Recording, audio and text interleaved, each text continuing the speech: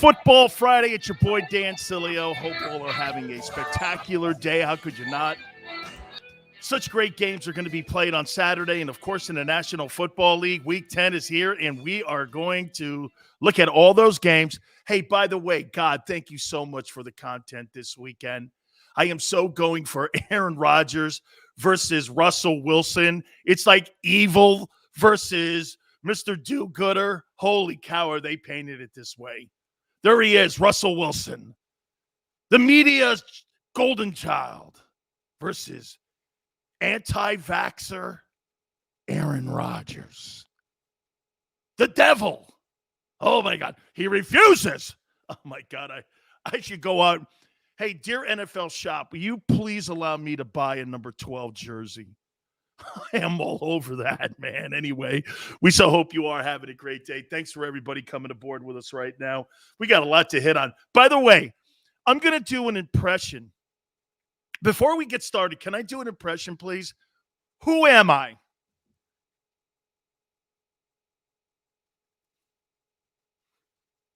Who am I?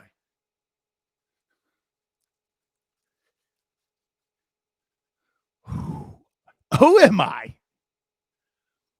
Like Howie Roseman has binoculars, and he's like evaluating Sam Howell last night and Kenny Pickett from, hey, yeah, thank you. Kenny Pickett from Pitt last night. He's doing this there. He's going like this. They showed that stiff going like this. And, you know, I was going like, come on, man. Hey, this just in, Howie. I could give you a microscope and you still couldn't find the worm on the apple. Okay? I don't care what you use. You are a horrible talent evaluator. You are not brought into the Philadelphia Eagles to evaluate talent. You were brought in as a capologist. By the way, I found that out. Howie Roseman is a general manager. First and foremost, was a capologist guy. That's what Bruce Allen was when he first got onto the scene in Oakland when he was working for Al Davis. It's basically like a bookworm all of a sudden becoming a director of player personnel and then becoming your general manager. Well, yes, you know, if you look at the metrics of a player here, you know, that's why those scouting combines are so important to some of these stiffs. These are the same dudes that walk into a weight room and go like this. Well, hell, that guy's a 700-pound bencher. Holy cow, that guy, look at him running a 40-yard dash. Look at his long jump. Holy cow, this guy's shuttle drill is off the charts. Yeah, but can he play, Howie? Can he play? Nobody gives a shit about that stuff. Who cares? The worst athletes in the history of the quarterback position are some of the greatest players to ever lace them up. Okay? I mean, Tom Brady. Worst 40-yard dash in the history of the combine. That's a fact for the quarterback position. So when you tell me, hey, did you see what Justin Fields did? Holy shit, this guy ran a 4.4. So, and? Hey, did you see what Jeff George did? What an arm on that guy. You know, so, and? Peyton Manning had no arm. Tom Brady had no arm. They said Montana couldn't throw the out pattern. They said Joe struggled with deep throws. Well, let me think. 11-2 is 13. There's 13 Super Bowls between the three guys that I named. Come on, man. Spotting a guy at a combine is the biggest joke going. Watching game film on a guy. I got a rule. Okay? It's called a 20-foot rule. You know what that means? All I need is 20 feet of film on you. I know if you could play or not. That's an old Fred Akers line. Former coach at Texas. I don't need to see 70 game films on you. You give me 20 feet of film, I'll let you know if this dude can play or not. That's all you need, really. Give me 20 feet of film. Take a look at it. Can the guy play or not? Simple. This guy's got fucking binoculars. Like he's actually going to spot talent. Hey, Howie, are those the same binoculars that you've been building this team with? You might want a new pair of binoculars for Christmas. Okay? You might want a new pair. All right. I'm going to get into a little bit of why and what he was doing there in Pittsburgh last night. But before we get going, thank you guys. I can't tell you how I appreciate you coming aboard each and every single day. You know, we do this a little bit different here. I talk to you guys. You guys bring in the content. I have content. We have a couple guests. By the way, we have a couple guests today. The legendary Tony Bruno will join us at the bottom of the hour. And we will talk to the legend and get his thoughts on numerous things. Tony's just not a sports guy. So we'll talk numerous things with our guy at the bottom of the hour. Also, in hour number 2, our friend Howard Balzer from Sports Illustrated, Hall of Fame voter, will join us. We'll go around the NFL for Week 10. Listen, guys, thank you so much again for coming aboard. And this is how it works, in case you're new to the program. And, guys, show the people that are new to the program how it's working and how we do things here, okay? When you come in, it's like a tip jar. Just hit the like button for me. That's all I'm asking you to do. Hit the like button. You have a great comment. We'll talk about it on the air, and we'll go back and forth. Like Smile here says this, Lamar let us down last night. Oh, you mean like Brady let down the Buccaneers last week? Or Dak let down the Cowboys against the Broncos? It happens, guys. Hey, this just in, dudes. Those dudes on the other side of the line of scrimmage are pretty good, too. This is the NFL. This is not playing in the Big 12 or in the SEC or the sorry-ass Pac-12. This is the NFL. Guys are good. This just in, all right? These are the best of the best. So when you think a team sucks, okay, you know, their record sucks. But those guys are great on that side of the ball too, guys. Eastside Monster, love you too, man. Thank you so much. Ken, thank you, man. By the way, Ken, those are awesome stuff that you post on my own personal YouTube. I thank you. Omar, thank you for coming aboard. You know why, Omar, we have the great energy? Because you fuel us. Simple. You guys fuel us. Okay? You do. Will the Beast. Eagles fan want to get rid of Jalen Hurts just to waste a first-round pick on Sam Darnold or a type of Sam Darnold. That's right, Eastside Monster. Hey, guess what? Let's go play 60. I tell people that all the time. Oh, you think you're better than me? You think you have a better team than me? Cool. Let's go play 60. Let's go find out. Let's go find out if you're better than me tonight. Last night, the Dolphins got the better of the Ravens. They played 60, and the Ravens were a little flat last night. No excuses, dude. Everybody's got to play 17 of these babies. All right, here's what I saw last night. Kenny Pickett. I was just talking to Xander about this. Sam Howell, too. There's not a dude in that NFL draft worth of shit coming out of the quarterback position. No fucking way am I going to sit here and in any way going to waste a top 10 pick. There is no way on the planet I'm doing that. No way. Absolutely not. Now, is that kid a second or third rounder? Probably. But a top 10 pick, you're overdrafting, which is it's a standard thing that happens with poor front offices. They overdraft positions. You ever wonder why the really great teams that draft at the bottom of the draft every year continually find guys at the bottom of the draft or second or third or fourth rounds? Why do you think those guys, like, how about the years that the 49ers won all those Super Bowls with Bill Walsh and Carmen Policy and Ed DeBartolo owned the team? They always picked at the end of the draft because they were always in the NFC Championship game, or they were always in a Super Bowl winning them. Why do you think those guys rarely missed on their picks? You know why? They were value picks. Hey, Joey, appreciate it. They were value picks. You weren't going to overpay for a guy down there in the 28 area or the 30 area, and you weren't going to over-talent him. What people do is they panic at the quarterback position because, again, Xander goes like this, man, that kid Pickett's got a big arm. Who cares? I don't care if he's got a big arm. I care he's accurate. I care he knows where to throw the ball. I care he can take a snap from center. By the way, it's the only position, get this, guys, it's the only position that I value the Wonderlic test. Only position. Because when you drop back, you've got to process that information within seconds. How many times do you see guys, one read, two read, and they're off? Man, you want a smart dude back there. And if he happens to be athletic, hey, man, that's just another notch in the old evaluation belt where this kid may have all the tools. Lamar Jackson's smart. Kyler Murray's smart. They're athletic. That's why these guys are special. Russell Wilson, smart, athletic. It starts with smarts. All of these great. Patrick Mahomes. The problem with Mahomes is that Patrick is too much of a schoolyard player. And it's tough to put him in a structured offense, and that's why he's struggling with it right now a little bit. He's even saying he's struggling with it a bit.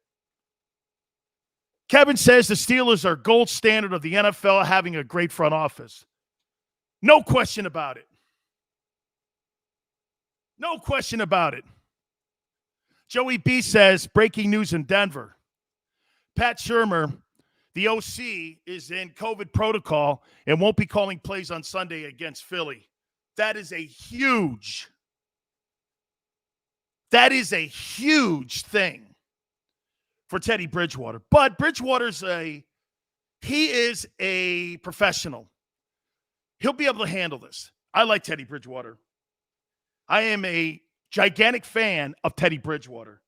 But guys, if any of you saw that game last night, guys, would you waste a first-round pick?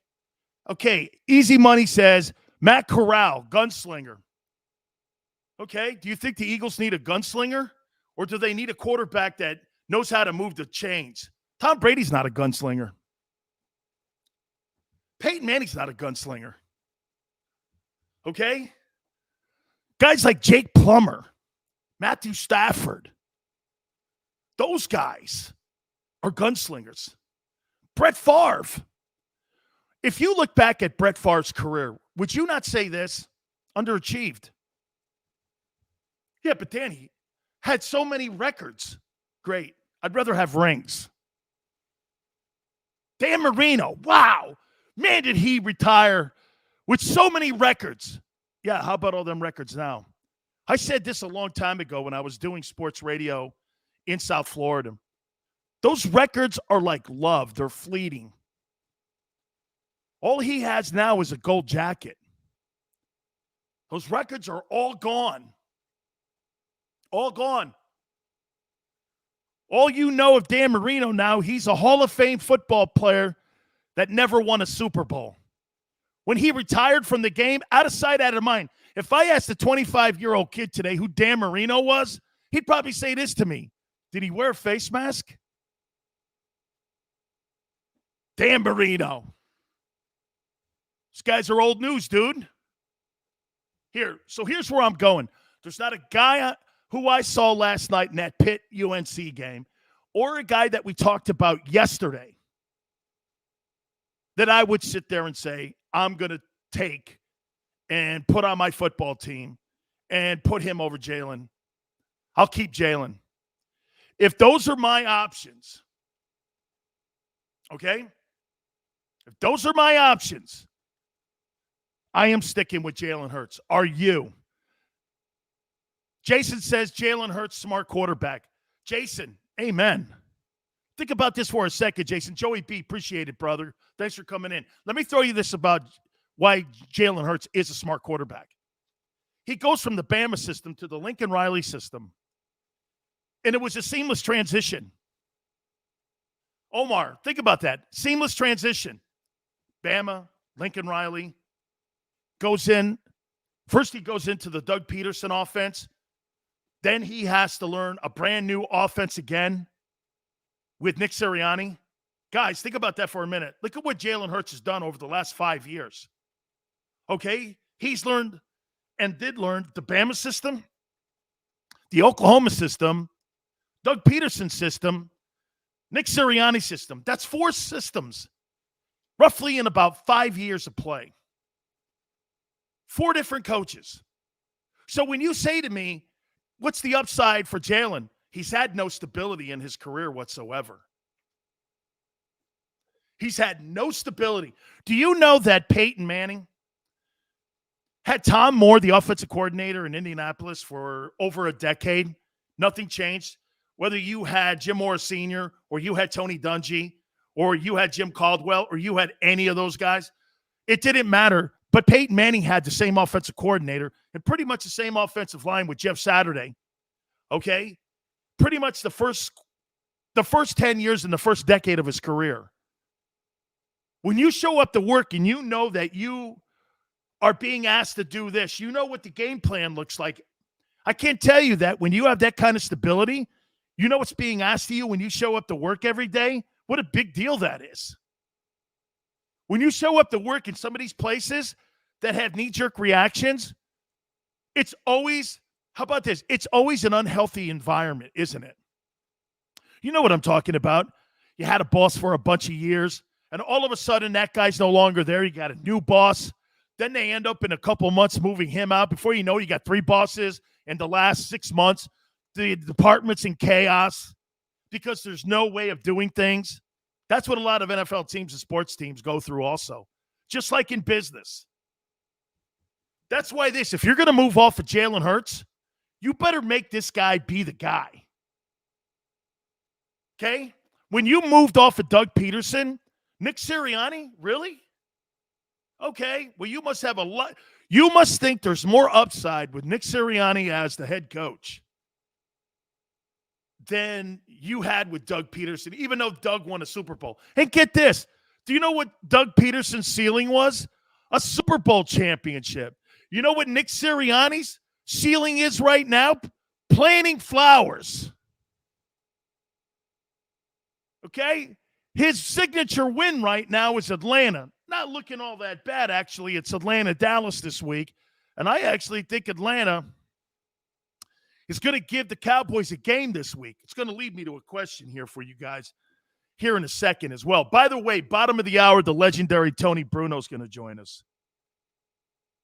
You know, when the Eagles play the Broncos on Sunday, you understand what you're going to be looking at with the 2 quarterbacks, right? You understand what you're going to be looking at.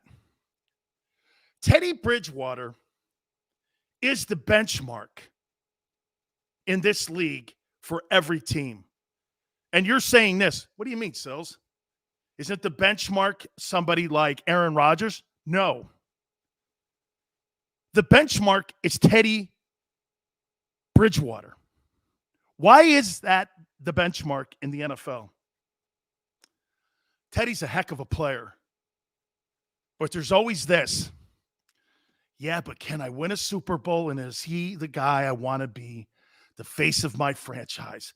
Man, he can look so good. I mean, I can promise you this. Matt Rule rules the day that they got rid of him. Because Bridgewater's better than Cam, and Bridgewater's better than Darnold. Okay? He's better than those guys. But he is that floor where you go like this. If Jalen outplays him, because I think these guys are the same. Bridgewater probably a little better because he's got more experience. He's been a Pro Bowler when he was in Minnesota. Okay? See, to me, you got to outperform Teddy. Joey says, Fangio not releasing who will call plays, but Mike Shula makes most sense. Mike Shula's a former teammate of mine, Joey, when he was with the Buccaneers. He was a former Bama quarterback. He was my teammate in Tampa. Jason says, respect to the Steelers, but I want to keep Jalen. Look, if you're telling me that one of those guys in the draft, no way. No way I'm keeping Jalen Hurts. On pace for around 3,900 yards passing, 1,000 yards rushing, 25 touchdowns passing, 91 quarterback rating. There's nobody in that draft that's going to give you that. there's nobody in that draft. I may be wrong, and by the way, you know what I do.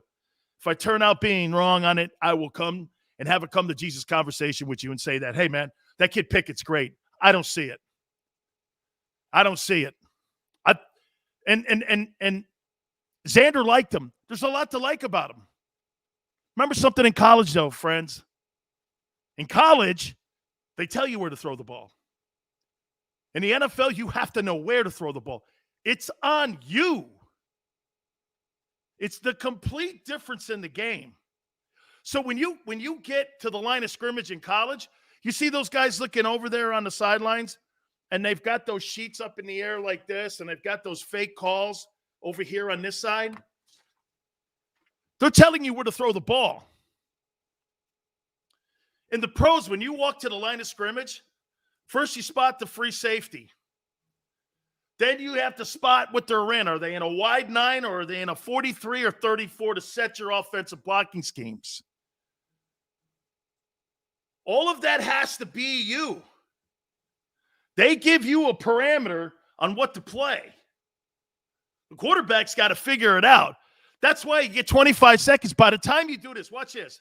Okay, I spot the free safety. There's 3 seconds gone. I figure out what the line is. Better not move around a little bit or I'm going to have to reset the line blocking schemes. Zone blocking, man blocking. Is it a wide 9-7, 43, 34? Okay, man blocking. Then you got to talk to your tight end. Chip and release, stay in for max protection. Or do you have to audible out of all of that and then you're already down to 10 seconds? It is hard to play that position. That's why when people keep telling me about college talent, and I watch a kid go out there like I did last night, it's like a 7-on-7. These kids know where to throw the ball because they've been told where to throw the ball. Quarterbacking in college football compared to quarterbacking in the NFL is night and day. Night and day. Javada, thank you so much. You're very cool, man. Thank you so much. That's really cool. I'm going to take a timeout. I'm going to throw a name at you on a potential trade of a quarterback that hasn't been mentioned yet to come to Philadelphia. We'll also talk Broncos and Eagles. Don't forget, the legendary Tony Bruno is going to join us. Keep it right here on this Football Friday on the National Football Show.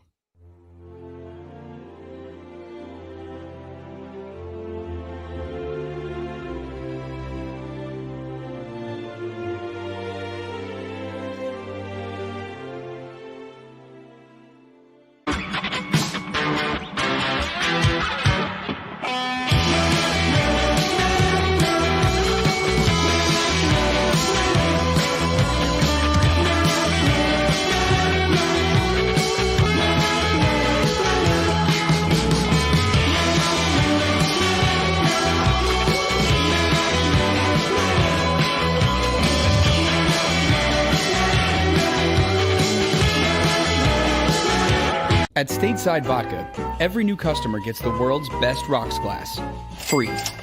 What's that? A rocks glass? You're telling me that bottle is cut in half? You could say that.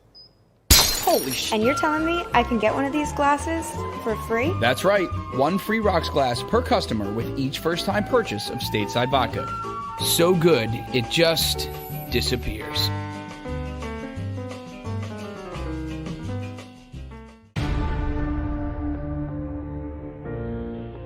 When it comes to the fight against insurance companies, large corporations, and the healthcare industry, injured victims are always the underdog.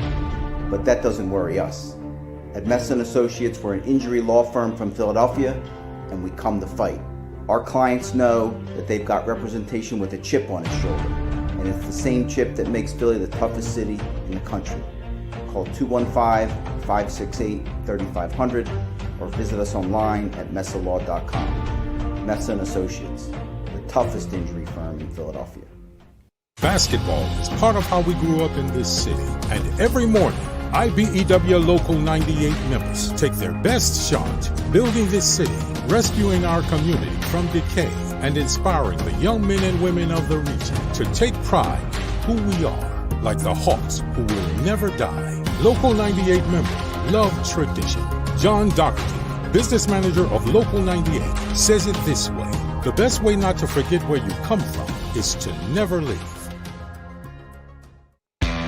Go for the midnight dares. Go for the game. Go for the hits. Go for the fans. Go for the win. Go to Ocean Casino Resort. Book your trip at theoceanac.com. At Stateside Vodka, every new customer gets the world's best rocks glass, free. You're telling me that bottle is cut in half? You could say that.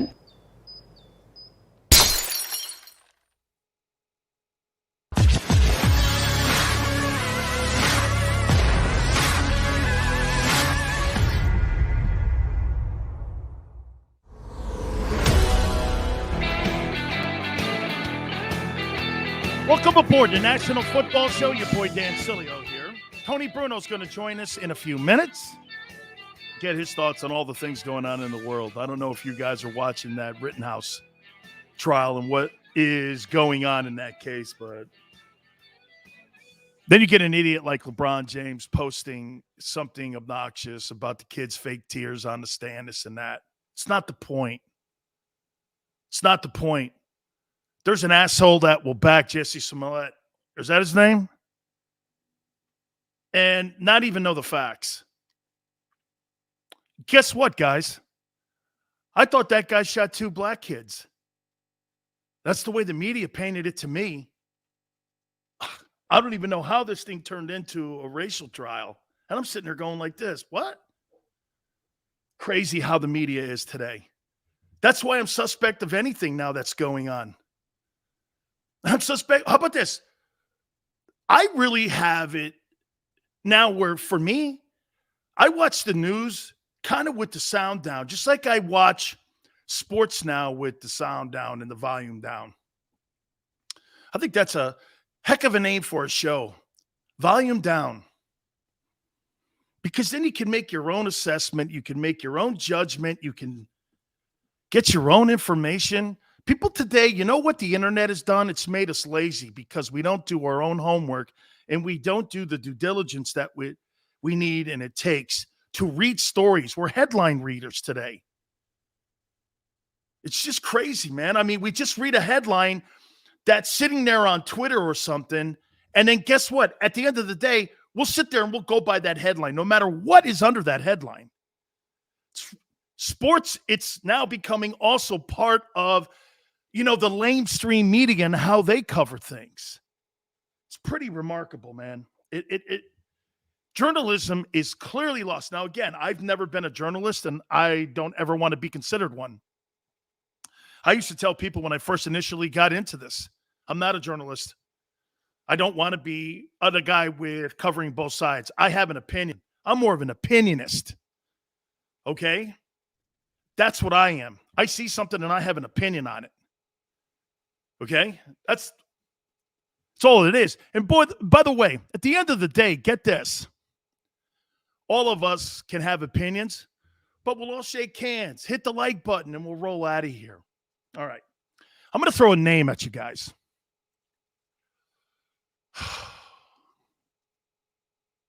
What would you guys think about Howie putting up a trade package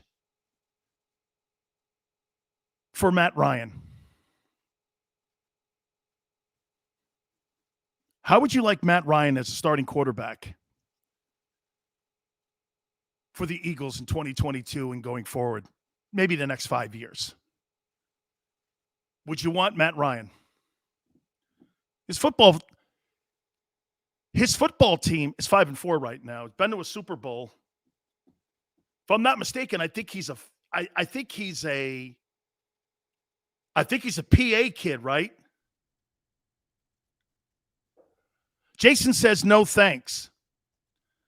Well, Jason, if there's nobody in the draft and you don't want to spend any of your assets, your 11 draft choices that you have, and you're not going to put your first round choices on the table, Do you truly think that a player of the caliber of a Russell Wilson is going to leave Seattle to take shit from Howie Roseman? You've got to convince me that Howie is going to be a salesman. Okay? All right?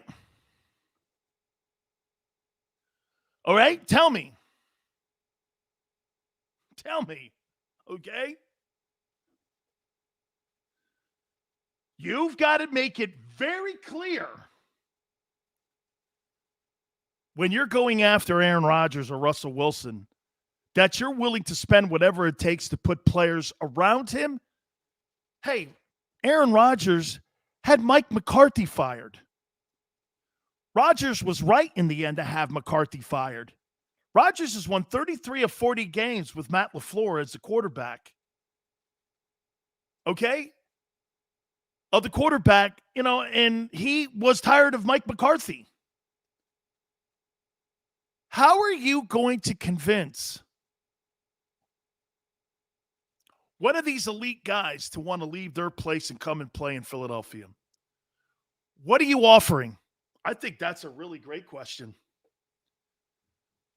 What are you offering? What are you offering Aaron Rodgers, Russell Wilson, Deshaun Watson, Matt Ryan? What are you offering these guys? How are you going to move the needle where Aaron Rodgers or Russell Wilson does this? Yeah, man. You know what? Yeah. I see it. Yeah. I can go there and play and work with Nick Sirianni. Would you have to fire the coach to land one of the... Jeremiah says money. Oh, you bet I do. 26, I read these comments every second. You're part of the content. By the way, 26, can you do me a favor? Please hit the like button. Mile High Hunter. Appreciate you coming aboard. Ernest, Russ can be bought with an O-line, I think. I like that. Think about it for a second here, Ernest. I come to the line of scrimmage, right? Devontae Smith over here. I've got Dallas Goedert. Got a pretty good offensive line. Is that going to be enough to sell one of those free agents? Because like I said, what I saw last night in Pittsburgh between Sam Howell and Kenny Pickett, as my friend Ice Cube would say, okay, and quoting the great movie, Straight Outta Compton, that ain't it. That ain't it. I love that movie, Straight Outta Compton. Thank you so much, 26. As a Falcons fan, I love your show, Dan. I hit the button as well. Dave, thank you, my friend. By the way, I think you guys have rolled into having yourself a pretty damn good-looking season. Kyle Pitts is panning out. That defense is starting to play a little better. They're running the football a lot better. I got to hand it to you, man. You're 5-4. I think the Dallas Cowboys are going to have their handful. And I don't know if Vic Fangio, if he put a blueprint out there on how you beat the hell out of the Cowboys, but that game was not competitive last week. The Broncos beat them up physically. They just basically said, I'm tougher than you. Okay? 23-1. Don't go older with quarterback. Go younger. You think the Buccaneers, if they followed that philosophy, they would have stayed with Jameis Winston, and they wouldn't have went with Tom Brady. 23-1.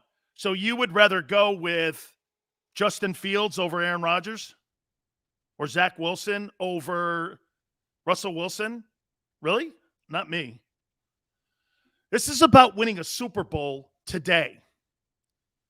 This is not about a 5-year plan. You know, it's funny. When the Eagles or any team in the NFL is selling you season ticket packages, they don't have it on there with a contingency. Hey, look, we're in a rebuild right now, So if you could, just understand that, you know what, we really appreciate your business and thank you very much. The tickets are still $375 a pop. So just know this, we're building. Nobody wants to hear that shit, man. The kid Williams from Oklahoma looks like he's a pretty good-looking football player, but I have to see a lot more. Jason, Justin Fields, I'm starting to say this about Justin in Chicago. The Chicago Bears are a organization that goes, in my opinion, right down the same avenue as the Jets. They will destroy any quarterback you bring in there. You could have brought Trevor Lawrence in there. It didn't matter. All right, I got to show you guys something here. See this hat? This hat says the Florida Sports Hall of Fame. And the Florida Sports Hall of Fame, my friend, he was the MC of this event this past weekend. And everybody down there, all my friends, Wayne Hogan and all those dudes said the legendary Tony Bruno was just an absolute god as the MC there. And he joins us right now here on the National Football Show. Tony, you're a legend in Florida, man. I mean, you know what? It's just everywhere you go, bro. You're just a legend, man. And they love you. Well, thank you, Dan. I'm sorry I'm a little late. I'm helping my son came by today, and I'm helping him hook up a trailer here. You know, I'm a man about town. I can do it all. We can see this here. We got this trailer. We had to get the tires all straightened out. Now he's hooked up. So I had to help my son out. You know what I mean? Because when your son comes to you all the way to Jersey to find you in an RV, you got to help him out. So is it a project that your son's working on now? Is it because you're farmer Tony? My middle son, Chris, he has like 5 trailers. He does Maui Wowie, which not Maui Wowie that, you know, a lot of guys smoke down in Miami-Dade. You know what I'm talking about when they're hanging out with yeah, of course I do. You knew that. No, it's a smoothie company, and he does great. He's got locations all over, and he just bought another trailer with another cart inside. So I came to help him hook it up and pump up the tires, and so he can get it back to Delaware for the weekend. Fantastic. Tony, let me ask you something, and please, I go to you because you are the man and you know all. And I got to say this. I used to cover the Eagles from 30,000 feet. Now that I'm covering this team kind of head on here and I'm in the room with these guys, what the fuck is Howie Roseman doing as the GM of this team? You're $21 million under the salary cap. You've got 11 draft choices. You turn around and hire a training wheels coach. You got another guy that looks like he's right out of med school and Jonathan Gannon. There's no experience on this team. And there he is with the binoculars in Pittsburgh last night. I'm like, this guy's a rock star. I mean, Tony, you're $21 million under the cap in the midway point of the season. You're bullshitting your fans when you're telling them that you're building a championship. You're not. Am I off? I mean, this guy, I mean, he's winning as a businessman for the owner of the Eagles. But as an executive, when it comes to football, he's failing. Am I wrong? No, I totally agree with you, Dan. It's not personal. I like Jeffrey Lurie, Howie Roseman. We don't do the personal thing, but you look at the draft picks and you look at the guys they passed up, and they obviously love wide receivers. But when you look at the wide receivers now, obviously the guy they got last year from Alabama is legit. I mean, he's smallish, but he can get open. So there's no problem with the Heisman Trophy winner. But when you look at Jalen Reagor and some of the other guys down the road and the guys they passed up on to take the receivers they did, smallish receivers, can't out-jump guys. You know, so I don't get it. And now they're getting a bunch of draft picks, and sort of like the Miami Dolphins did, you know, when they gutted the franchise. The Eagles didn't gut the franchise. They just got rid of their quarterback, made a trade, got a bunch of draft picks. And I know the sentiment in Philly is a lot of people don't think Howie Roseman should be allowed even to watch the draft, let alone be in the war room pulling the trigger on more draft picks, because they got some young players. But as you mentioned, the cap money, they're not going to go out and spend that now because this team's not going anywhere. So why bring in guys? You have to decide who you want to keep. They got rid of Zach Ertz. They have to re-up Dallas Goedert. So they got some good players that they should keep, but they're also in a situation where they've got to add more talent. And the talent is not good enough in this NFC East, where the Cowboys are getting better, Washington's getting better, even the Giants, who looked horrible. I mean, I think the Giants may move ahead of the Eagles when all is said and done by the end of the year, because they seem, with all their injuries, seem to be getting their act together here at the midway point of the season. Tone, do you think that they've put too much on the table of Jalen Hurts? I'm going to throw some numbers that he's projected on. He's projected on almost 4,000 passing yards, 1,000 rushing yards, 25 touchdowns to 7 picks, 62 completion percentage, which is kind of, you wanted a little higher than that, 91 quarterback rating for a guy that's only started like 12 or 13 ball games. There's not a guy in the draft. I didn't see a dude last night that I would sit there and waste first-round draft picks on. I mean, how do you feel about Jalen? I mean, for what he's got around him, I mean, I think he's been like their MVP at the halfway mark of the season. He's played pretty well when you look at those numbers and where he's trending. But no, I totally agree with you, Dan, and it's all on his shoulders, and he feels it. And, again, you mentioned it at the beginning. You bring in a new coaching staff with a head coach who's never been a head coach. He's the head coach, and he calls the plays. And I know they have an offensive coordinator by name. Their defensive coordinator has never been an assistant coach in the NFL with the pedigree of calling defenses. So these guys are learning on the go. But Philly, the fans there, they don't want to do a rebuild. When Jalen Hurts was drafted and he played at the end last year and they handed him the keys, Jalen Hurts is the franchise guy now. But I think they're going to determine at the end of the year whether or not he is, because there's a lot of young quarterbacks out there who are struggling. We're seeing it go on. I think Jalen Hurts is doing a fine job with what he has to work with. His offensive line is a little more stabilized now, but the play calling and the not wanting to run the football and never making adjustments in game, that's the kind of stuff that, fans who watch the game know what's going on here. They always come out slow, and then they just can't make adjustments in every game that they play. Now, obviously, they won a game against an inferior Detroit team, and they housed them. But now they're going up to Denver this weekend, and, I don't know what's going to happen. I have no idea from week to week what Eagle team is going to show up and whether they're going to play well on offense or defense or special teams. That's the unknown quantity here. And usually by the halfway point of the season, you should have an idea, even with a new coaching staff, of what's going on with the franchise. Couple last questions here for you, Tony. I got this Aaron Rodgers thing here, and here's my problem with this story here. Okay, vaccinated, unvaccinated, I really don't give a shit what your decision is. That's your own personal decision on where you want to go in your life. My problem is with the NFL, Tony. My problem is with this. Why are you making the vaccination status of players public and knowing what the formats are and knowing what the parameters are that the vaccinated guys have to go through and the unvaccinated guys?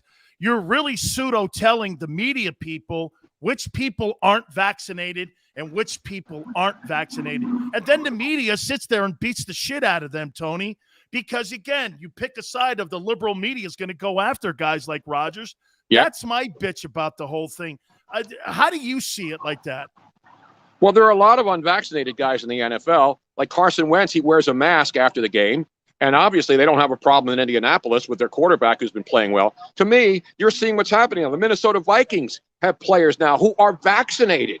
When the vaccinated players are getting the virus and it's spreading through the locker room, how can you just blame it on the unvaccinated? I'm vaccinated. I got vaccinated, so I'm not one of these radical, I don't believe in the vaccines. But I had bad after effects, side effects from the vaccine. My second shot, I've been in and out of the hospital for 2 months.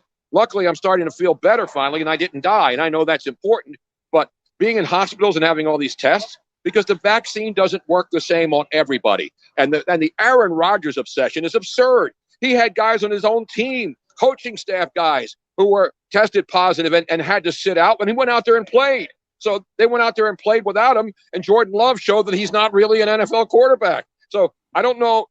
That the point is they need Aaron Rodgers. And Aaron Rodgers went through that nonsense last year, and a lot of people were down on him. But when you have the power, it's anyway, in any business, if you're too big for the company to punish you because they need you, you're going to get away with the little things. It happens in all walks of life. And I'm not saying Aaron Rodgers is getting away with anything, but when the team, drafted Jordan Love, he took that as personal. But Jordan Love hasn't played, and now you saw him play, and it was one game. But does he look like he's the heir apparent in Green Bay? No. So I think when you have a talent like that, and Aaron Rodgers or other players, you don't let them to get away with everything, but you got to cut them some slack. And to go after your franchise player, one of the greatest players in your franchise history, to go after him and have the media come after him, it's just absurd. It's absurd. He missed one game, and they're going to fine him. So I don't understand what the outrage is when there's players all over the league who are vaccinated and are getting COVID and are being put on lists. The Minnesota Vikings have like 5 guys on the COVID list this weekend. Are they calling out all the other guys in the team who got COVID? No, they get put on a list. They miss a game, they get tested, and then they go back in and play. It's absurd. Tone here, finally here, and absolutely just dead on. Like you said, I'm not anti-vax too, but what I am is putting people's personal decisions and your personal medical history out there for people to debate. Tone, I say this to you, man. I mean, do you think as a media person that you should be asking a player or anybody, even in politics, Tony, what your vaccination status is? If you're calling yourself a journalist, I'm not a journalist. I am a sports personality. So, and I don't want to be called a journalist. I'm not one, but there's people out there that masquerade as one. Do you think that journalists and reporters and people should be asking these athletes what your vaccination status is? Absolutely not. Absolutely. It's not their business. You ask an overweight sports writer who's in the locker room, who never played it down in their life, whether, hey, do you have diabetes? You look like you could be in that comorbidity thing. Have you thought about losing some weight and mixing in a salad when you're gorging down on free cheeseburgers in the press lounge? No, because it's none of their business what the writer does. It's none of their business what the players do. All they should do is report on the team, watch the game, write a column. Again, I don't tell people what to do or say. You can do whatever you want. But we live in an era now, Dan, and it bothers me the most because that's what I go after on Twitter. I don't go after the idiots on Twitter who come after me because they disagree with me. People disagree with me, that's fine. I go after the media people pretending that they're this higher authority and higher power when they don't know crap about these people and their lives. And playing God because your fellow woke sports writers are doing it is a joke. I mean, it's embarrassing. Make your own opinion. Watch the games. You can write a column about Aaron Rodgers and how you feel, but who gives a crap how you feel about vaccinated or unvaccinated people? Who made you a doctor? And that's the thing. I don't comment on people's vaccination status. I saw a cardiologist who was really anti-unvaccinated people just died after getting his 4th COVID shot. I'm not going to celebrate his death because he was calling out people who were dying who were unvaccinated. But that's the problem. The unvaccinated people who die, they're all of a sudden bad people and deserve to die. But the vaccinated people who are dying and having major side effects, no problem. To me, I don't have a problem with either one. I don't want anybody to die. But I'm not going to have somebody tell me that if you're unvaccinated, that you're evil and that you should be put in a cage somewhere and put on a leper colony. That I've never seen in my 69 years on Earth, Dan, I've never seen anything as ridiculous and divisive as this vaccine card. And I can't wait till it's over. The problem is it's probably not going to be over because they don't want to keep dragging this on and on and on and on and on because, the government and Pfizer and all these drug companies and the media, they're all in the same boat here. They don't want this to end. Meanwhile, the stadiums are full every weekend. Fans are getting back to their normal. I was in Miami, walking around, land of the free, home of the brave. That's what people want. They don't want to be sitting in restaurants in masks. Yeah, you put it on the airplane. That's what I did. I do what they tell me to do on an airplane or when I'm in a crowded room or there's sick people around. But I'm not going to have anybody tell me that what I should do with my body, what I should do with anything else in my life, because it's none of your damn business. It is an outrage. And I will say this to you, Tony. I have one last thing to tell you. Howard Eskin believes that the Stone Cold Lead Pipe Lock was his creation and not your creation. I would like you to retort this or not, just to make it even here, because I have him on every now and then. Who is the godfather of the Stone Cold Lead Pipe Lock? Well, Howard and I are great friends. We go back. Our careers pretty much started at the same time. So I love Howard. And Howard's great at what he does, and he's a legend in Philly. But there's no way he originated the Stone Cold Lead Pipe Locks. I was the first guy that said it on radio. And Howard wasn't even on radio when I was on radio talking about Stone Cold Lock. So, again, I don't have a copyright. I'm not going to sue the guy. He could say, Mike and Mike, when I worked with Mike Golick on the morning show at ESPN, we did Stone Cold Lead Pipe Locks. And guess what? When I left, they continued to call it Stone Cold Lead. Am I going crazy and suing ESPN because they're using one of my catchphrases or one of the things that I say? So it's not a big deal to me. If Howard wants to take credit for it, God bless him. If he needs that kind of affirmation at this stage of his career, where the guy's 69 years old, just like I am, then God bless him, man. I don't really care, but I'm going to call him Stone Cold Locks. And I'm going to do it on Sunday morning at 11 a.m.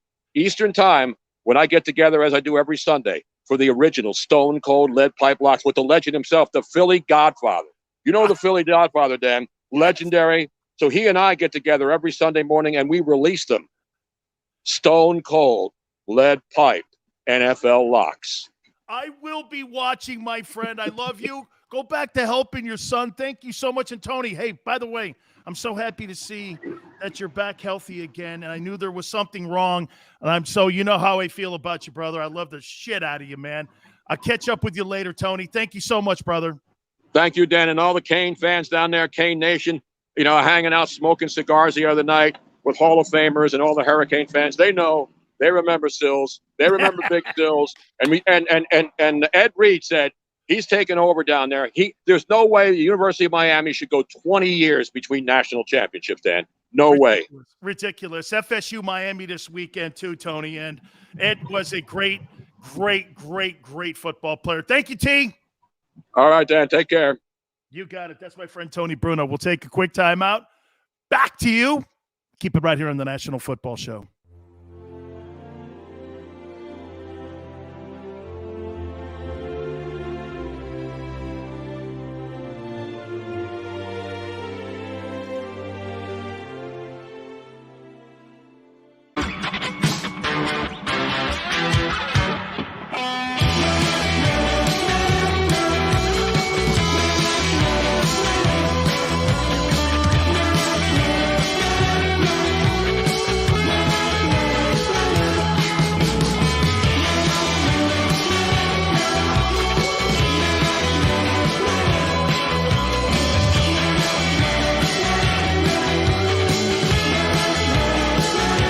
At Stateside Vodka, every new customer gets the world's best rocks glass, free. What's that? A rocks glass? You're telling me that bottle is cut in half? You could say that. Holy shit. And you're telling me I can get one of these glasses for free? That's right. One free rocks glass per customer with each first-time purchase of Stateside Vodka. So good, it just disappears.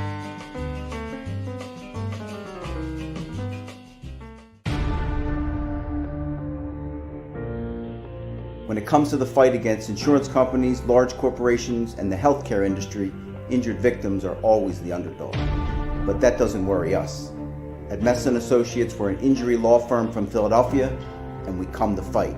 Our clients know that they've got representation with a chip on its shoulder, and it's the same chip that makes Philly the toughest city in the country.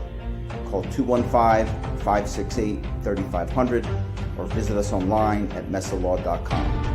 Mess & Associates, the toughest injury firm in Philadelphia. Basketball is part of how we grew up in this city, and every morning, IBEW Local 98 members take their best shot building this city, rescuing our community from decay, and inspiring the young men and women of the region to take pride in who we are, like the Hawks who will never die. Local 98 members love tradition. John Doherty, business manager of Local 98, says it this way: the best way not to forget where you come from is to never leave. Go for the midnight dares. Go for the game. Go for the hits. Go for the fans. Go for the win. Go to Ocean Casino Resort. Book your trip at theoceanac.com. At Stateside Vodka, every new customer gets the world's best rocks glass, free. You're telling me that bottle is cut in half? You could say that.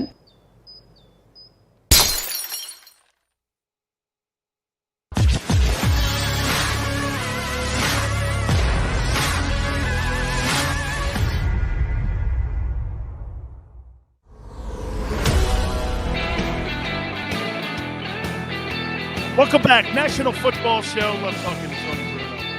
An outrage. It's an outrage. Right? Funny, my boy Xander goes, Sills, let's try to keep, you can always tell too, because Xander knows between me and Tony Bruno, anything could be said. Anything. And things in the past between both of us have been said. That's what separates that dude and me from you guys, not you guys, but the dudes that are in my business that go, oh, Xander, Xander, you know he's going to say something or do something. Thank God, my boy.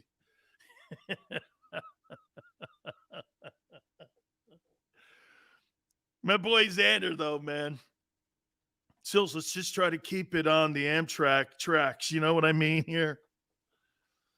That's what I love about anybody. Guess you know what, man? Those are the kind of guests I love. You just don't know what they're going to say. And he's right about Aaron Rodgers. And by the way, Tony's vaccinated. Tony's vaccinated. I was disappointed that he got sick on the second one, though. Again, I'm not going to play doctor here. Don't have to worry about it. But that's one of the reasons I love the guy. Stone Cold Lead Pipe Locks. Yeah, he and I were the first two people hired in the history of Fox Sports Radio. See, that's back in the day when you used to be able to do a show. Now you can't. You got to have all these little guardrails and training wheels on to do a radio show.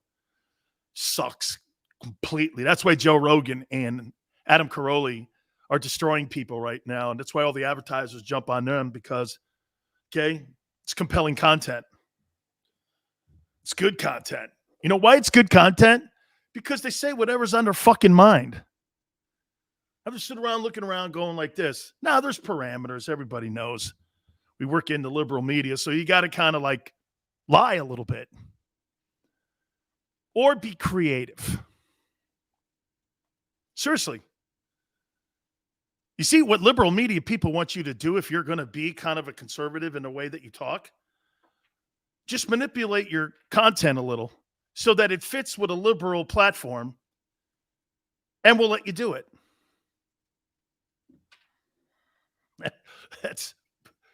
That's what you have to do today.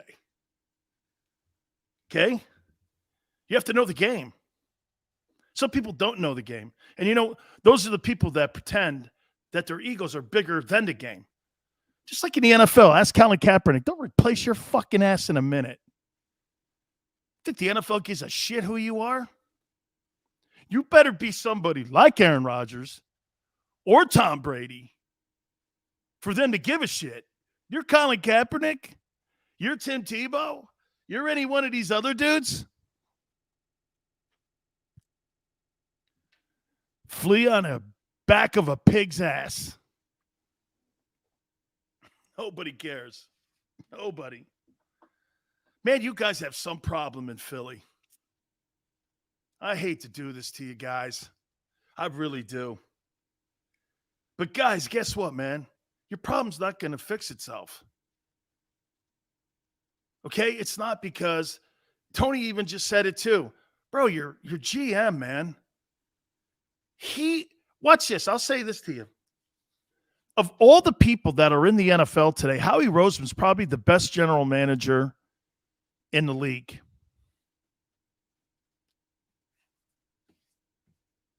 I know I had to wipe it off a little bit here. Hang on. I had to wipe it off here a little bit. I just vomited in my own mouth. But Howie's the best general manager in the NFL today. Why am I saying that? He saves the owner money. He bullshits you. He's a rock star on draft day. Howie's in the booth with binoculars on.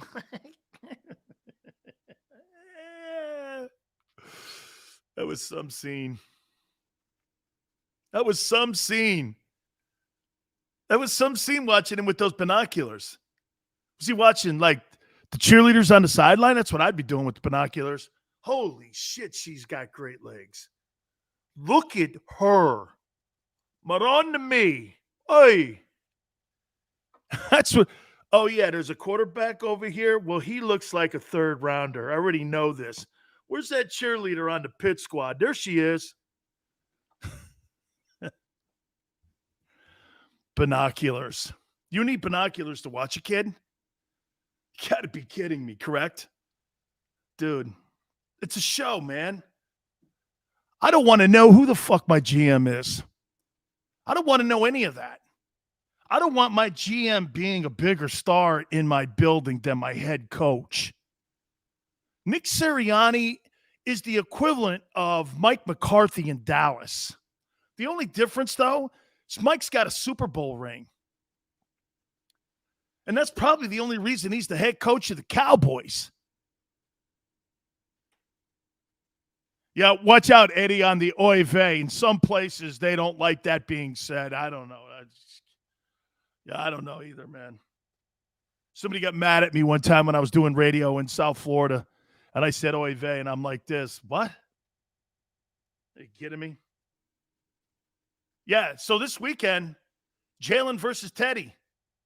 Man, I so hope Jalen outplays Teddy Bridgewater. I really do, man. Mike P with a damn good comment here. Could you see John Gruden coming to Philly?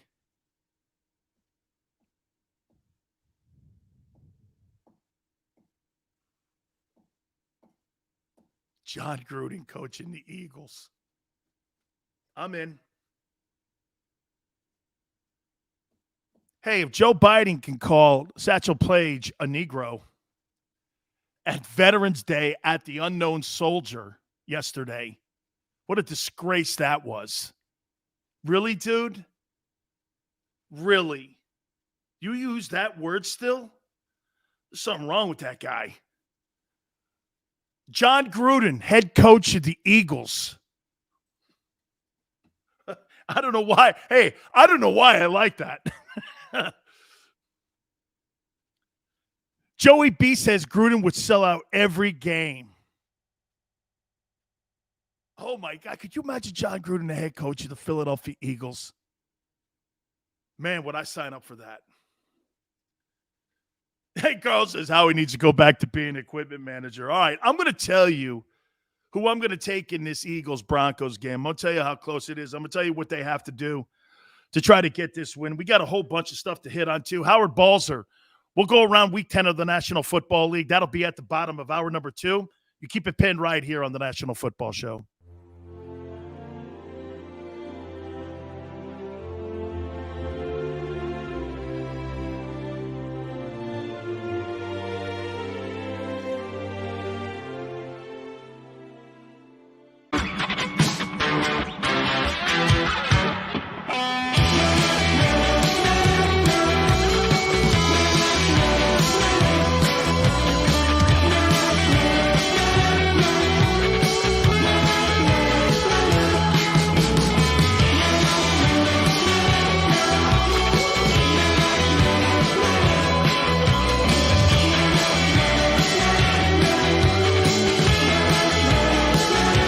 At Stateside Vodka, every new customer gets the world's best rocks glass, free.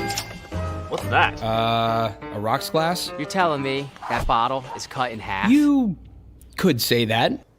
Holy shit. And you're telling me I can get one of these glasses for free? That's right. One free rocks glass per customer with each first-time purchase of Stateside Vodka. So good, it just disappears.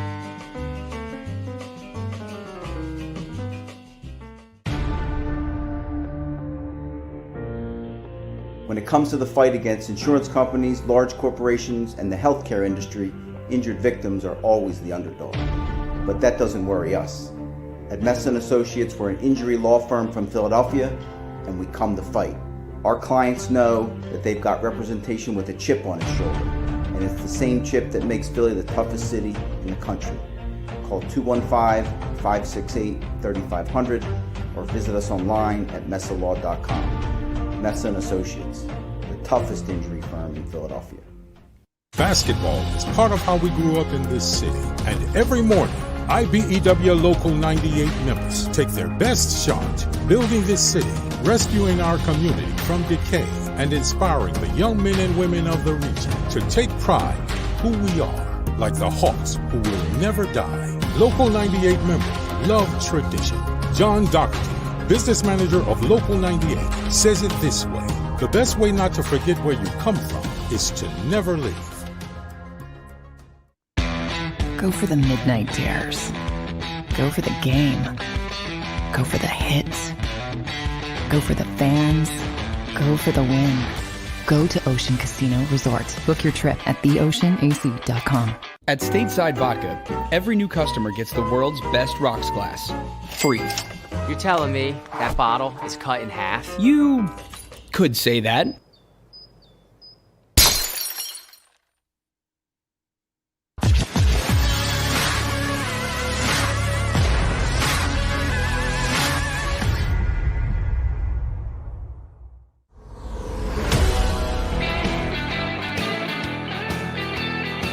Welcome back. National Football Show. Your boy Dan Sileo here on a Football Friday.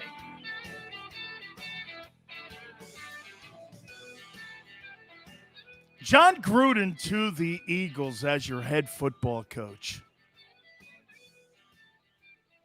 What would be the backlash? Wait a minute. I got one for you. What would you rather eat as a media issue? Deshaun Watson's rape cases or a couple shitty emails from John Gruden? Ken, thank you, brother. Thank you.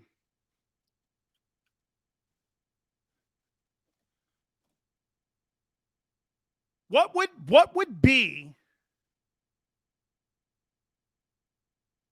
be the issue here for you that you'd have a tougher time with? Rape cases or some shitty emails? Isn't that funny? Deshaun Watson's in the league and John Gruden's out of the league for shitty emails and some racy comments.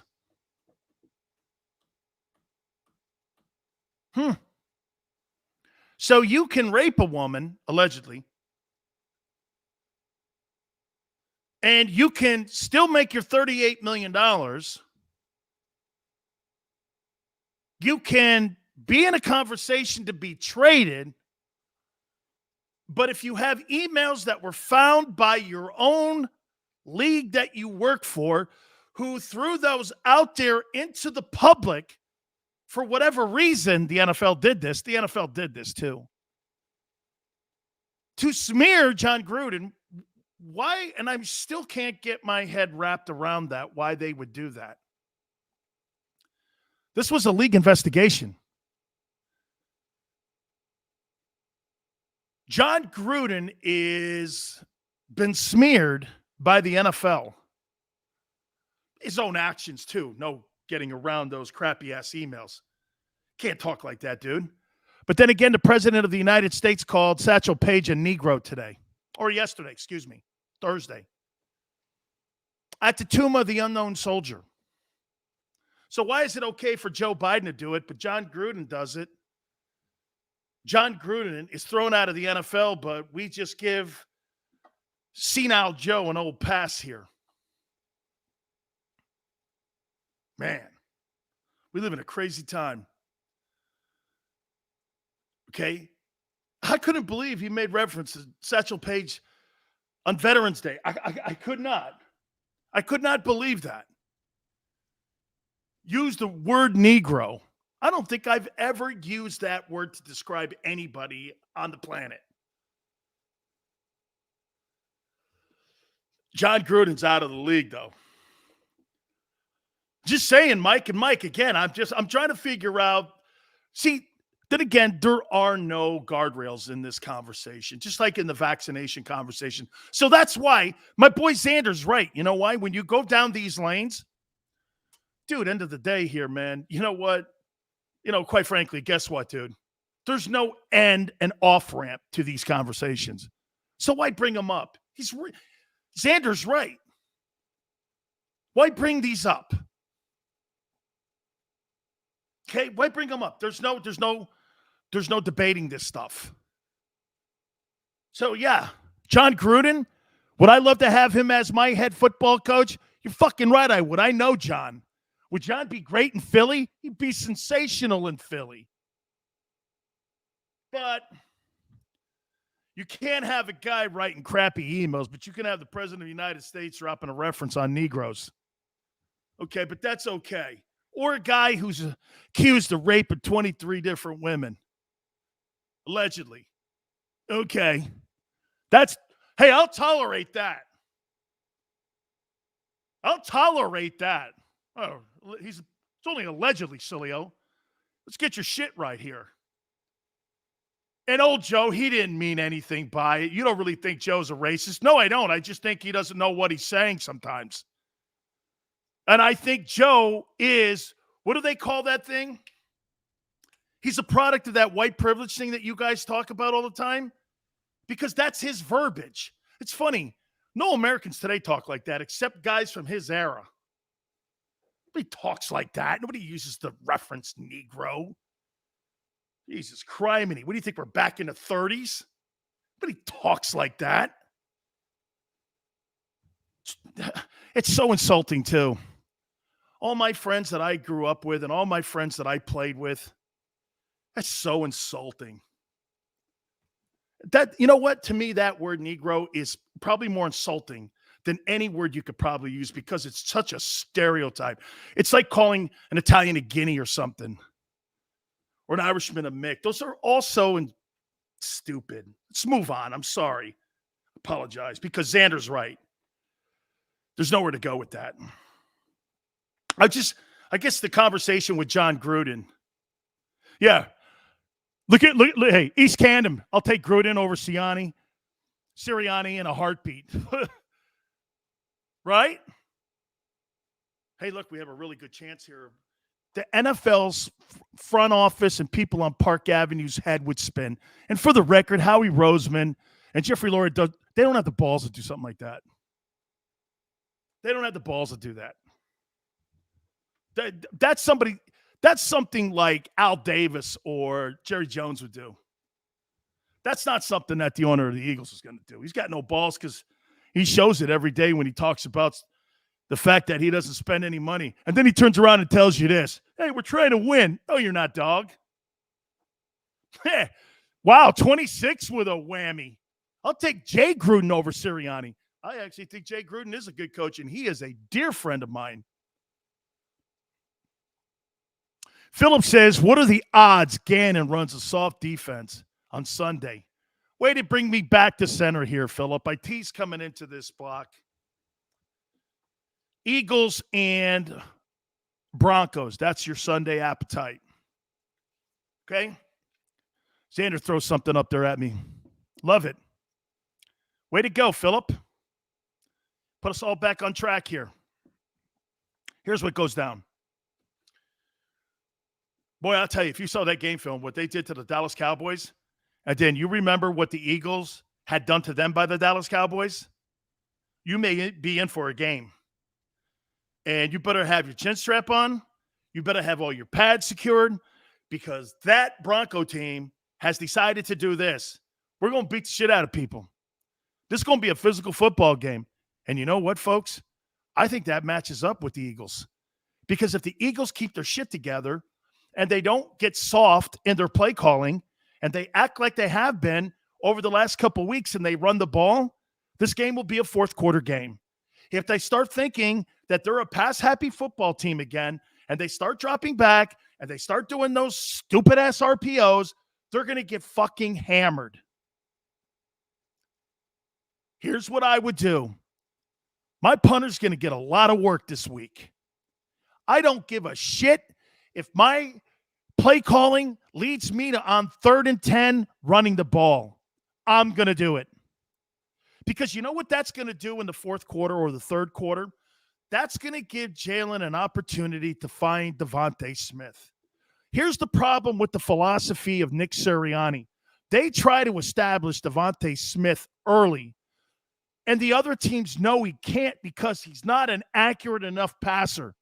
You can't start targeting him right out of the gate because what does that do? 1, 2, 3 kick, 1, 2, 3 kick. You give the opposing team an opportunity for more sequences and more plays, and you're behind the numbers again. You're down 10. This is not a football team, the Eagles, that can play from behind.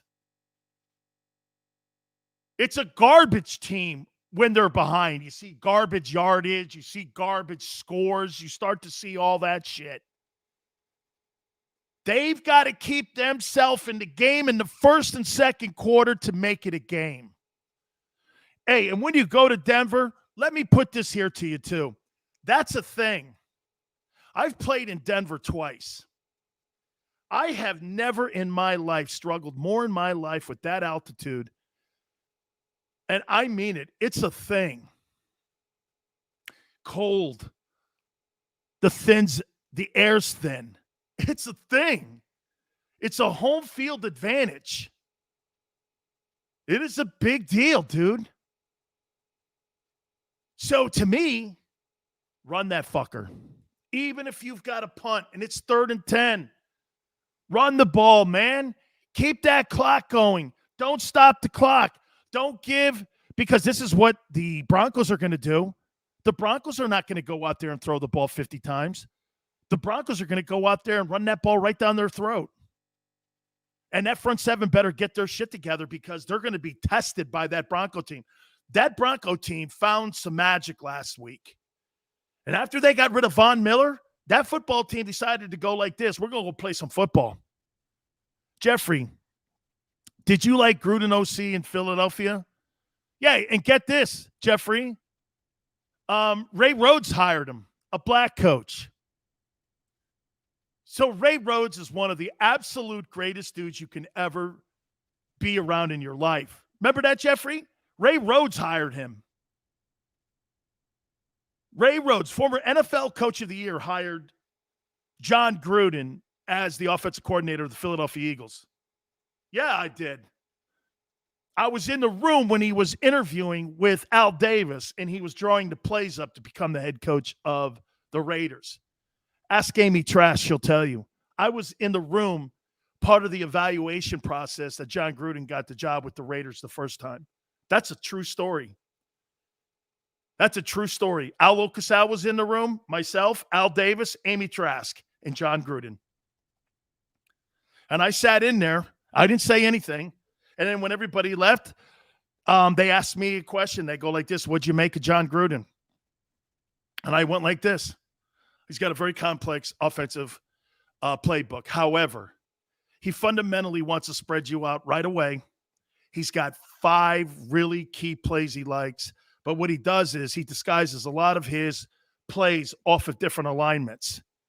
And you've got to be a real cerebral guy. That's why if you ever notice any of the quarterbacks that John Gruden has had, they've never been rookies. They've always been guys that have been seasoned dudes. Tim Rattays, Chris Sims, or Brad Johnson, or Rich Gannon. They've all been guys that understand, okay, that it's the same play, but they're disguising it with just different alignments. Philip says this: I'm still sick to my stomach we didn't hire Deuce Staley. Philip, they're never hiring that guy. Why would they never hire a guy like that? Philip, ask yourself this. Why would they never hire a guy like Deuce Staley? Why do you think they would never hire him? They don't want to coach in that locker room to have more of the players backing them. You see, you know what the Eagles do to the locker room? They divide it. And what happens when you divide a house? It's not as strong when it comes to that personality at that head coaching position. They diminish the coach's autonomy in the locker room on purpose. It's a strategy. The players are not loyal to the coach. The players are loyal to Howie. And in that process, Howie's got the ear of the owner. You see, the head coach needs to have that. Jesus, man. You get it. Hey, here, this is what we used to think. This is what we used to think when Jimmy Johnson was in the locker room with us. Man, you better not piss that guy off. Let me say this to you. There was a guy we drafted Jimmy's rookie year when we were in Dallas, and he was a tight end out of Clemson. 3rd round draft choice. They really liked the kid. We're running these 16-110s. Jimmy had complete control of the Dallas Cowboys. This is in the 1-15 year. Okay? This kid starts going like this. Coach, I got asthma, man. I got to stop here. Jimmy blew up. You motherfucker. What do you mean you got asthma? Get the fuck out of here.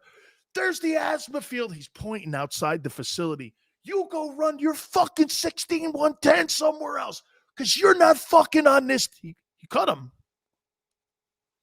He turned around and looked at all of us, and I knew what the hell the deal was. Don't ever question that guy. You see this Jimmy Johnson that you guys see on TV now? That ain't the guy I know. That ain't the guy. And after he kicked that guy off the team, we never saw him again. He turned and looked at all of us and said, 90% of you motherfuckers aren't going to be on this team. You better decide which ones want to stay and which ones don't, because I don't care. We're going to win. And you know how he ran that team? Let me show you this. Tuesday's Players' Day off.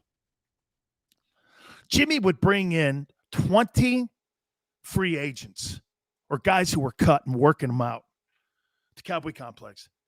You know, when you're like going through a regular season, Tuesday's usually your day off.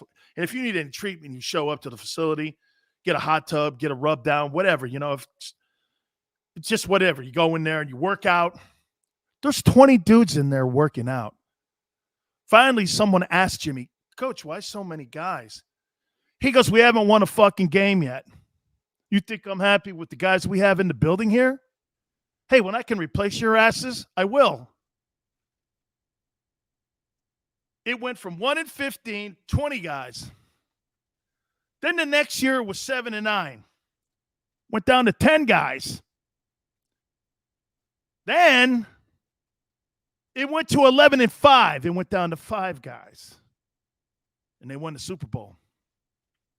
The next year, it was 1 guy.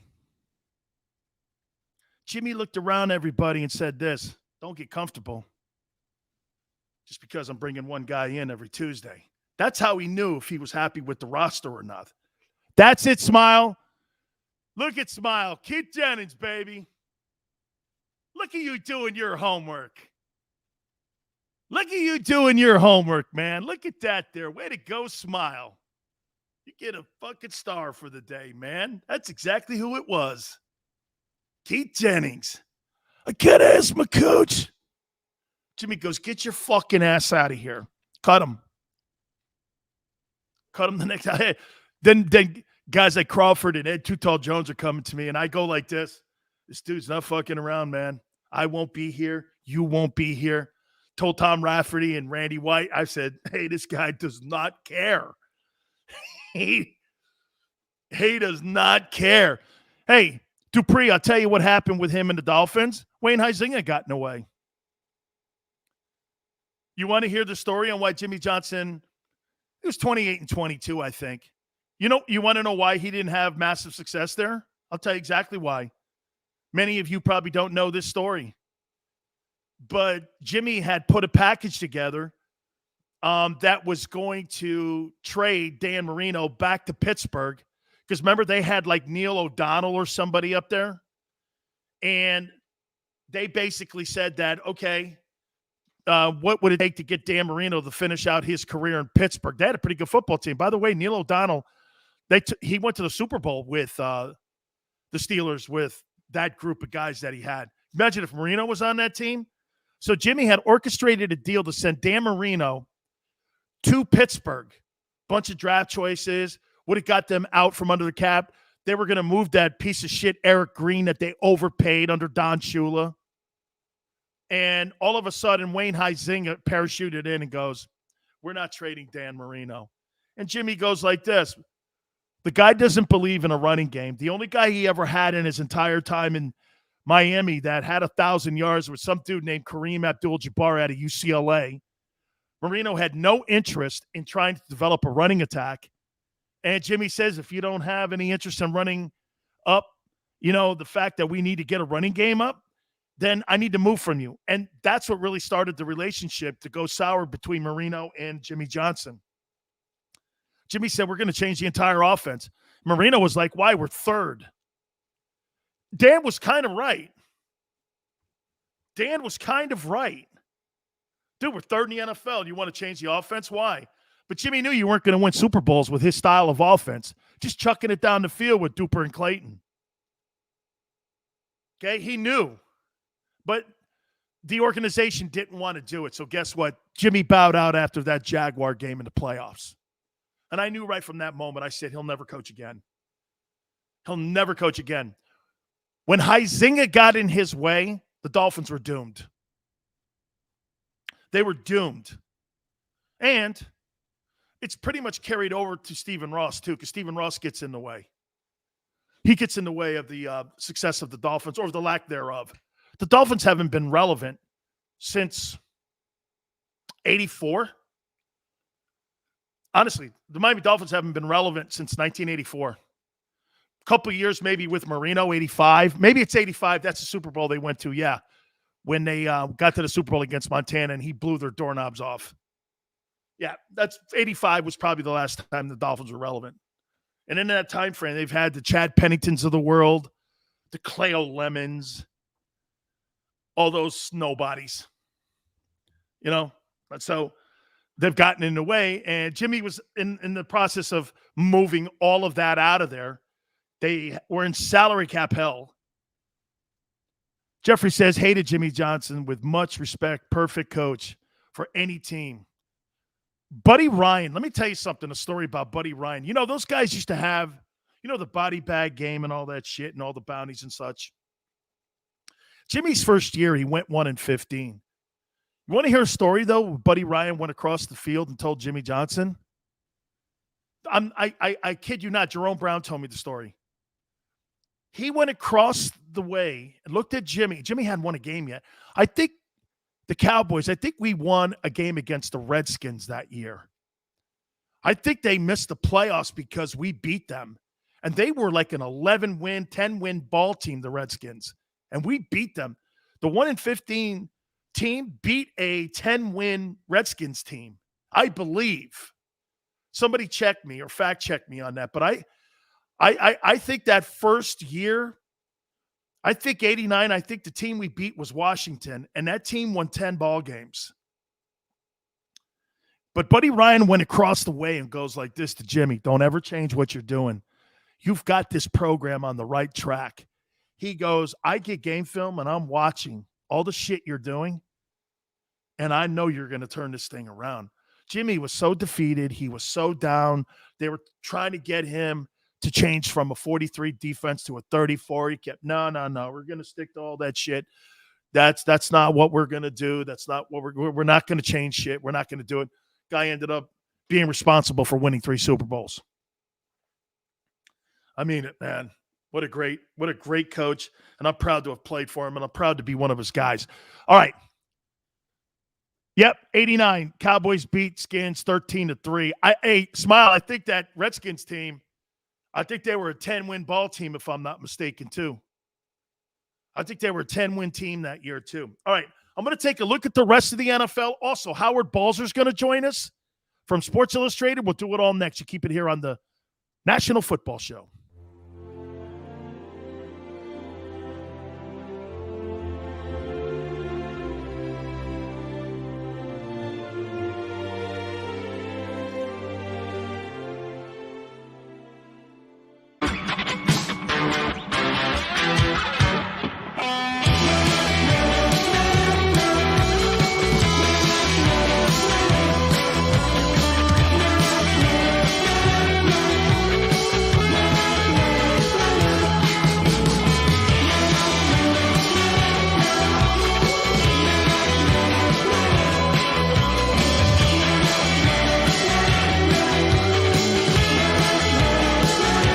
At Stateside Vodka, every new customer gets the world's best rocks glass, free. What's that? A rocks glass? You're telling me that bottle is cut in half? You could say that. Holy shit. And you're telling me I can get one of these glasses for free? That's right. 1 free rocks glass per customer with each first-time purchase of Stateside Vodka. So good, it just disappears.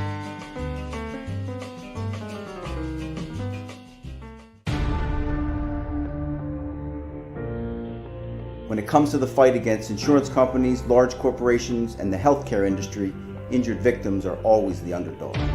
But that doesn't worry us. At Messon Associates, we're an injury law firm from Philadelphia, and we come to fight. Our clients know that they've got representation with a chip on its shoulder, and it's the same chip that makes Philly the toughest city in the country. Call 215-568-3500 or visit us online at messalaw.com. Messa & Associates, the toughest injury firm in Philadelphia. Basketball is part of how we grew up in this city. And every morning, IBEW Local 98 members take their best shot, building this city, rescuing our community from decay, and inspiring the young men and women of the region to take pride in who we are, like the Hawks who will never die. Local 98 members love tradition. John Doherty, business manager of Local 98, says it this way: the best way not to forget where you come from is to never leave. Go for the midnight dares. Go for the game. Go for the hits. Go for the fans. Go for the win. Go to Ocean Casino Resort. Book your trip at theoceanac.com. At Stateside Vodka, every new customer gets the world's best rocks glass, free. You're telling me that bottle is cut in half? You could say that.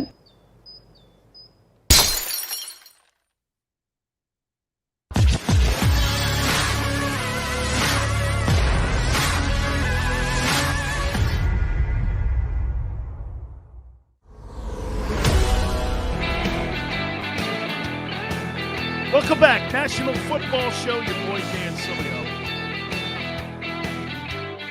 They were 10-6 that year, huh?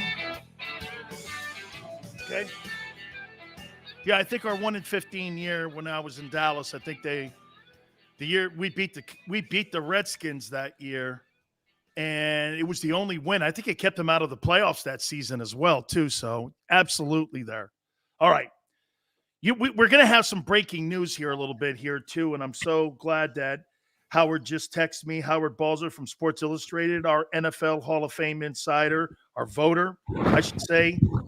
So explain to me what's going on with Chandler Jones. And by the way, then I'm going to follow up with you on this taunting rule here because, again, I know Mike Tomlin likes it and all, but tell everybody what just happened here to Chandler Jones. Well, this past Sunday, Dan, Chandler Jones broke the Cardinals' all-time sack record, which had been held by Freddie Joe Nunn, who started his career with the Cardinals in St. Louis. I was there when he was there. Then they moved to Phoenix. And so he had set the Cardinals' sack record. After Chandler got 5 sacks in the season opener, he was only 1/2 sack behind Freddie Joe Nunn. And he then went several games without a sack, missed 2 games while on the COVID list. And then one of the games, in fact, that he missed against Cleveland was the day after Freddie unfortunately passed away at the age of only 59. Well, Sunday, Chandler Jones comes back against the 49ers and gets a sack. And as he's coming off the field, he lifts his jersey, and underneath it, it has a tribute T-shirt to Freddie Joe Nunn, and with the years that he lived and all that, and it said R.I.P. Freddie Joe Nunn. Well, today it came out that the NFL has fined Chandler Jones for a uniform violation for having that T-shirt, I guess, showing it. Obviously, if he hadn't showed it, no one would have known he was wearing it. But by showing it, they deem that a violation of the NFL uniform policy. And for those that don't know, they have uniform police who walk around the field before the game as guys are in warmups. And if they see a guy wearing socks that aren't quite right or something here or there that isn't right, they'll tell them about it. And they say, correct it or you're going to get fined. So they probably didn't even know that Chandler had the T-shirt. And so he gets fined. And as it turns out, he gets fined $4,000 less for showing a T-shirt basically on TV for about 5 seconds. He gets fined $4,000 less than Aaron Rodgers for repeated violations of the COVID protocols during this season. So, I mean, you just almost have to laugh. It's so absurd. And the first thought is, doesn't the league realize how petty and ridiculous they look when something like this occurs? And you know what it reminds me of, Dan? I don't remember what year this was. I could have looked it up, but when Johnny Unitas passed away. Manning. Yeah. And when he passed away and Peyton Manning was with the Colts And he decided to honor Johnny Unitas by wearing black high tops in the Colts game that day. And there was the word that the league was going to fine Peyton Manning for that. Now, what I was told at the time was, there was such an uproar about it that they decided not to fine him. And so they didn't fine him for that. But at least for now, Chandler Jones is fined for wearing a T-shirt under his jersey and showing it to the cameras as a tribute to a former player. And I know Freddie too, when he was on that Cardinals team in '86 when I went there and played in St. Louis. And I got to tell you, he's a tremendous sack guy. And I got to tell you, man, you're right. I mean, when the players are doing something in good faith, you're honoring our history, you're honoring the club's history. I mean, when you see things like that, it just infuriates me, Howard, because you know what? And Howard, I know kind of in a way what side you are with the vaccination, but I'm trying to tell and explain to people. So the NFL fined CeeDee Lamb over $20,000, and he's right, because we used to have something in our playbooks that says if your socks were down, now this was back in the 80s, so the money is not as big as it is today, but if your socks were down, it was like $25. If your shirt tail was out, it was like $75. So what they used to do is give us little bibs, and we would connect them to our shirts so we wouldn't have our shirts untucked, because he's right. There used to be guys going around, and they used to go, where's $25? And you would get a bill, or you would see it docked off your paychecks on Tuesday when you got your receipt. If you had direct deposit, you go, they took $50 off because I didn't have the proper socks on, and they weren't. So all of that's being, it just shows you here how they really like to tell you what the public wants to hear. But then, like you said, they're just like, they just don't have common sense here, Howard, and how that looks. So CeeDee Lamb gets basically fined $20,000 for having his socks down, and Aaron Rodgers is fined basically $14,000 for a COVID violation, which could get a player sick or a coach sick, and God forbid, get somebody older in the more demographic where somebody could get sick, and they don't care about it. It's such a bad look. With CeeDee Lamb, with the uniform violations, if the first time it's a fine, whatever the fine is, and then if you do it again, the fine goes up. It's even more the second time, and that's what happened with CeeDee Lamb. Well, with Aaron Rodgers, we don't even know what the fine was for. We know that there were repeated violations for not wearing a mask at press conferences that were in the facility and other things. We believe that his fine was for going to that Halloween party with the teammates through, which is also against the COVID protocols about being inside in gatherings of more than a certain number of people when you're unvaccinated. But it appears that he wasn't fined for any of the other protocols, that the Packers got more fine for that because they didn't do anything about it. Well, Aaron Rodgers knew totally that he wasn't following the protocols. So there's repeated violations, and he gets the minimum fine for the COVID protocol violation. And so, I mean, it's, and it's not even the money, like you said, it's not even the money. Chandler Jones is making 15, it's the look. Yeah, exactly. It's so tone deaf. I mean, Chandler Jones is getting, he's being paid $15 million plus this year. So a $14,000 fine, it's probably the equivalent of someone making $50,000 a year. It's probably the equivalent of $25. Yeah. But it's just a look, like you said, how tone deaf it is. And that's why I said, don't they even realize how petty and pathetic this makes them look? It's just mind-boggling. Let me take you to last night's ball game. I was tweeting this out last night, and I know, Howard, it's professional football. You got to play no matter where the game is, what time the game is. But so the Ravens are in an overtime game on Sunday. They travel to South Florida. Humidity's 90%. Did you not think they were going to come out maybe and look a little flat? You're in the midway part of the season now, and they play against a football team that was energized. They knew they had to win and all this. I'm looking at games differently nowadays than I have in the past. You know what I'm doing more, Howard? And I don't know if you're using this metric to gauge what kind of performances teams are at the halfway point. I'm looking at overall body of work now. I'm not going to hold that against the Ravens. I still think the Ravens are one of the best AFC teams. And you know what? I saw Dallas get their faces kicked in by Denver. I saw Tom Brady get his head kicked in last week by the Saints. hey, this just in, folks. Those dudes on the other side are pretty good too. I mean, this is the NFL. So is that kind of the metric that you're using? Because this year, it really does look like a potpourri for the teams that will get to Los Angeles to play in the Super Bowl. Is that how you're looking at it? Yeah, it definitely is. And the thing with the Thursday, they'll consistently try to claim that, well, we see no evidence that all these Thursday games that they have more injuries. Well, it's not the fact of having the injury in that game specifically.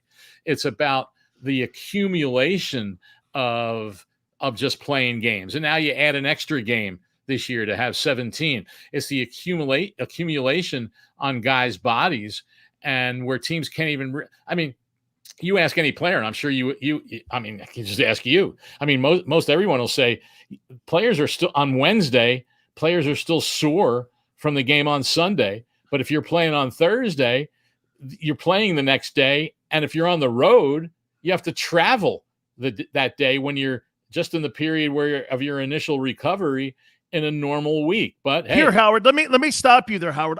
This happened against the Cardinals. So you know how bad that turf used to be in St. Louis because we played on the baseball stadium. Oh, my goodness. So awesome. I hurt my knee on that Sunday. I had a knee scope on Tuesday. I wasn't ready to play until Saturday of that week because it was just a scope. They cleaned some cartilage out. There was some chips in there. But if I had to play a Thursday game, no way could I have played on it. There's just no way.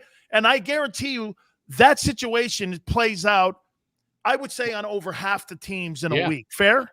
Yeah, no, absolutely fair. I remember a situation and it's with all injuries, certainly, but I forget the exact situation, but when Carson Palmer was the quarterback for the Cardinals and he suffered a concussion on Sunday and they had a game on Thursday and he wasn't able to play because he couldn't clear concussion protocol in time. Had they played the following Sunday, he probably would have been able to play. And so that's affecting teams, players' ability to play, which affects games and who's available to play in these games. And so but it seems like it's so much about money, which we know. Obviously it's, they want to make as much money as they can, but that's what it's all about. And this gold rush that I don't know if Roger Goodell on the wall of his office has these numbers that say, 15 billion by 2025 or whatever it is, but that's been his goal, is to raise the revenue of this league. And that's why the 17th game, why there's so many Thursday games. Well, not so many, but there's a Thursday game every week, and the integrity of the game or who's in so be it, whatever it is, players will get over it. And the biggest charade of all, or the biggest trying to fool people, like thinking some of us are just dumb, is when they expand the schedule and the point is made from 345 Park Avenue. Well, we cut out a preseason game, so it's still 20 games. So everybody's still playing the same number of games. Well, no, you're not, because starters don't play for the most part in the preseason. In the regular season, they do. And so those guys are playing more than they would just because you cut off a preseason game. It's totally different. But they'll put that out there hoping that people, oh yeah, okay, that makes sense. Well, anybody with half a brain knows it doesn't make sense. Let me go into the Eagles here, and I want to throw a couple scenarios in this question here. So bear with me here, Howard, on this. So I found this out, that the Philadelphia Eagles are $21 million under the salary cap. And you and me know this. When teams right now are so squeezed to it and over it, the ones that are truly trying to compete are over it. They're this much under the cap. They're going to have 11 draft choices in the upcoming April draft. They've got a quarterback on a second-round contract. I tried to look up Nick Sirianni's salary. I found it. It's $2.5 million. They got 2 more years on the Doug Peterson contract. Howie Roseman's the best general manager in the NFL, and I'll tell you why. He does a great job at being a capologist, and this is what some of these guys initially were hired to do. Bruce Allen was not a talent evaluator. Bruce Allen was a capologist. Then they morphed into being these GMs. I guess where I'm going here is, how can you tell your fan base that you're putting a championship team together when you're that far under the cap, you've got that many draft choices, and you've got a guy that has bombed and taking credit for the 2017 season? I mean, you got rid of the coach, you got rid of the quarterback. Where are the Eagles going here, man? I mean, $21 million on the cap is absurd this time of the year. Well, and the other part of it is that's $21 million, including what they have in dead money on the cap for Carson Wentz. And so that's pretty phenomenal. So, but I do think to a degree that teams do go through those evolutions, and at some point they realize, hey, we've got to retool the roster. We'll have the cap space, and here's the thing about it too: your cap space that you have can carry over to the following year. And so then once you get to that point where you feel, okay, we're pretty competitive now we can spend on whatever player it might be to bring in or to improve, to sign a free agent, or, the quarterback perhaps that, if Jalen Hurts turns out to be the guy that they want to build around, then in a year or two, they're going to have to give him a new contract, and that's going to be for a lot of money. So I think sometimes that comes into the way they're building the roster and retooling, and you don't have a lot of big money guys on your roster now. But at some point, you're going to start having to keep those good players, and it'll start coming back to you. So teams do go through these evolutions at times. It all depends on what happens going forward, though. And the Cardinals, for example, I mean, they're really tight to the cap. They had to restructure a contract just to bring in Zach Ertz, but they're also under Kyler Murray's rookie contract. Well, that's going to change in about a year. And all of a sudden, they're going to be really scrapping for salary cap room when Murray gets a market contract along with that so many of the other quarterbacks in the NFL have. So you always have to be mindful of it, and be looking a couple, 3 years down the road. What do you think the impact OBJ has on the Rams, if any? I can't imagine it's going to be as big as some think it's going to be. And I joked yesterday on Twitter, Dan. I think it's going to be little. I don't think it's going to be much, and it might be little. I mean, they couldn't find a way to get the ball to Deshaun Jackson and the speed he has downfield. And so, OBJ is kind of in the same ballpark as Robert Woods and Cooper Kupp. And so how much better does he really make that team? I question how much it is. They didn't pay much for him, so I guess it was worth a shot. But that's what the Rams have. When moving to LA, they realize they've got to be a splash team. It's not only be good, but you have to have the superstars. You have to have the guys that in the fans' name, that in the fans' minds, oh, that's a good player. Even the guy's not that much anymore, but he's got a name. And that's what the Rams have done ever since they moved. And I joked yesterday on Twitter, only half joke, that it's good to see the Rams, continue to make this commitment to be all in, just as they were in the last 6 years that the owner, when they were in St. Louis with the same owner. And I said, remembering back to the heralded signing of 2011 of Michael Sims Walker at wide receiver, he was going to be the guy that changes the offense. And angry St. Louis guy, folks. Because you're right. I'm looking at the same dudes, Les Snead and Kevin Demoff, and going, and I said the same thing to a friend of mine yesterday. I went, how come they weren't making these moves in St. Louis? Right. Like they were signing all these guys. Now they're out in Los Angeles here. They're getting Von Miller. They're bringing in – I mean, they were doing none of this stuff in St. Louis. Exactly. And so they know that they have to be a splash team. They have to be good. They know that to pay the price tag that there is on those seats and all those things and the luxury suites. And the other thing this year is that the Super Bowl's in SoFi.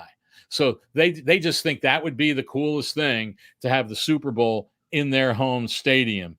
But who knows where they'll be in next year and the year after and the year after that. But they play a short-term game there. There's no question about it. And they've been doing that ever since they've been there. I mean, heck, right after the move is when they trade a bushel of picks to draft Jared Goff. And then they paid him big money and shipped him away. After that to get Matthew Stafford, and they traded for Brandon Cooks, and then they traded him away. So this is what they've done throughout their time in Los Angeles, which is hard to believe. This is the sixth season that they've been there. Boy, that shows how time flies. No doubt.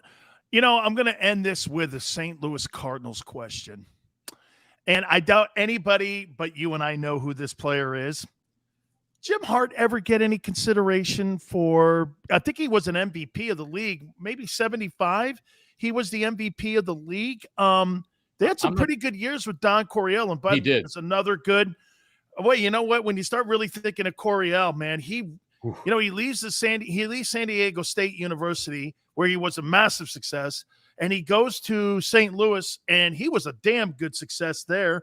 And then he goes and he has Air Coryell in San Diego. I mean, I never thought about that for a second, but I mean, if you're going to look at Dick Vermeil, Don Coryell, wait a minute, maybe not so much Jim Hart. Don Coryell needs to be really considered there for potential Hall of Fame stuff.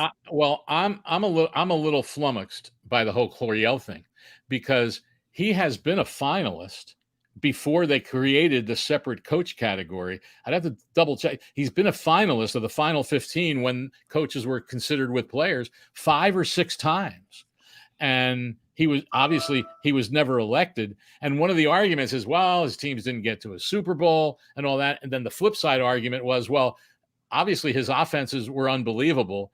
He also ushered in a new era in the NFL. And Dan, he also changed defenses. Yeah, he did. Because when he started going that, 3 and 4 receivers and spreading the field out, that's when we started seeing all this situation substitution and nickel corners and all that and the adjustments there. So he changed the game. Louis Kelcher used to tell me that they would have dime packages, and nobody really around the league had those dime packages, because he'd go over and have the influence on that side of the ball.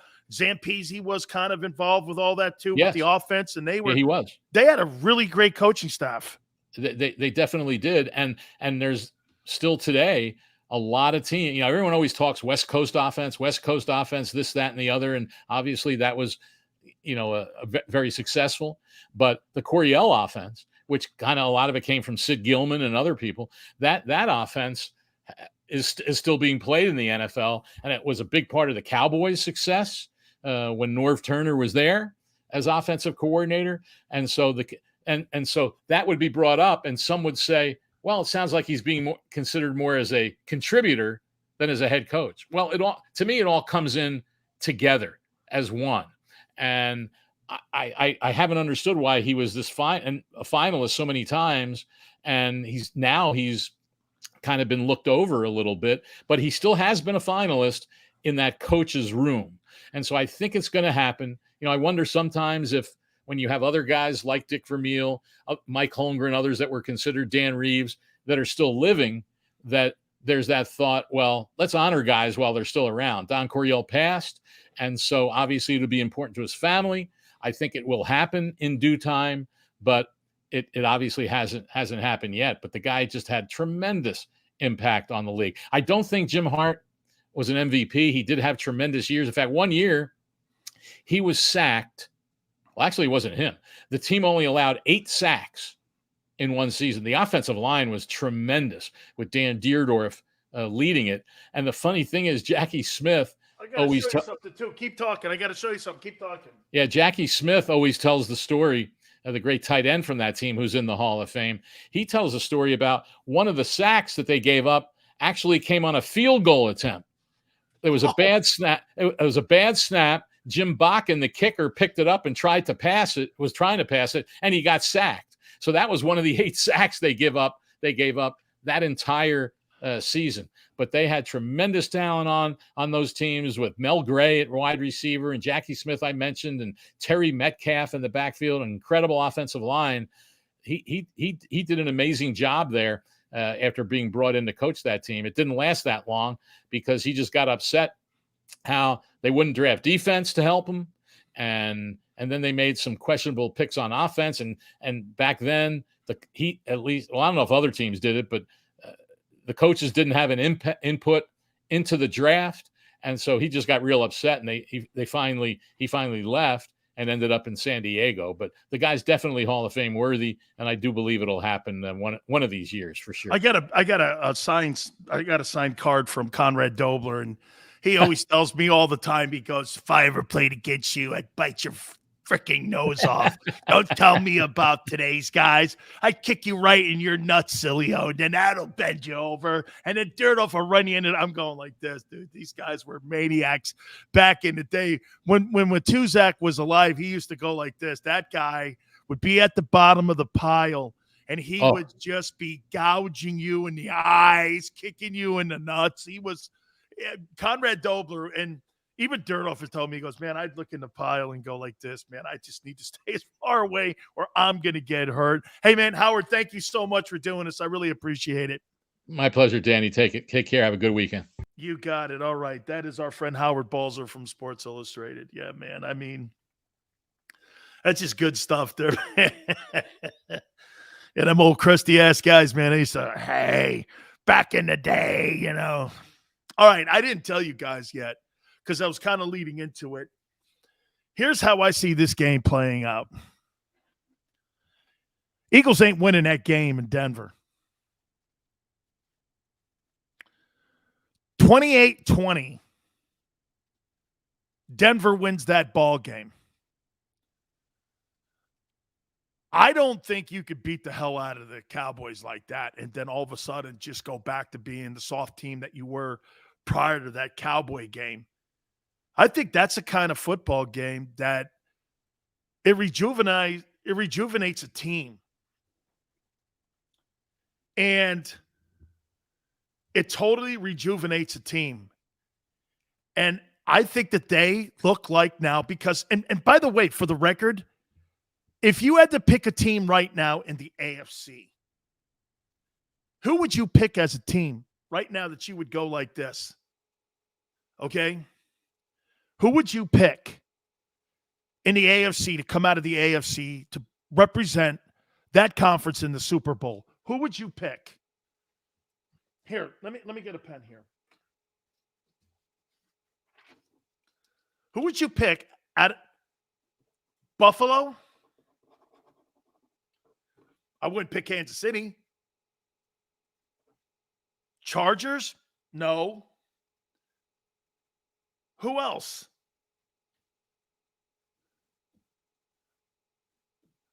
Bobby.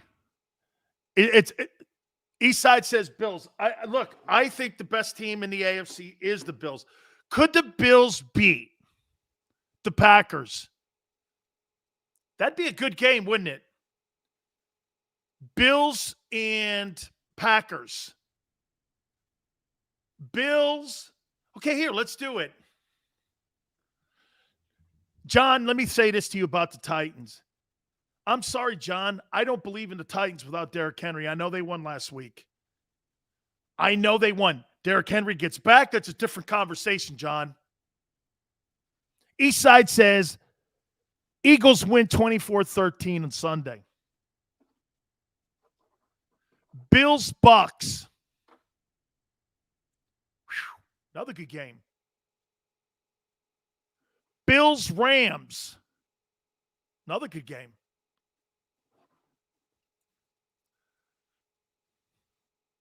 Bills. AFC West, Raiders. Cleveland, they're 5-4. I don't know. Right?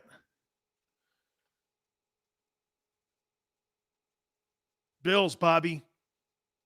So the Bills would represent the AFC today.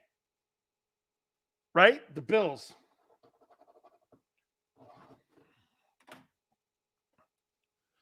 Could they beat the best team in the AFC and the NFC? Yeah, they could.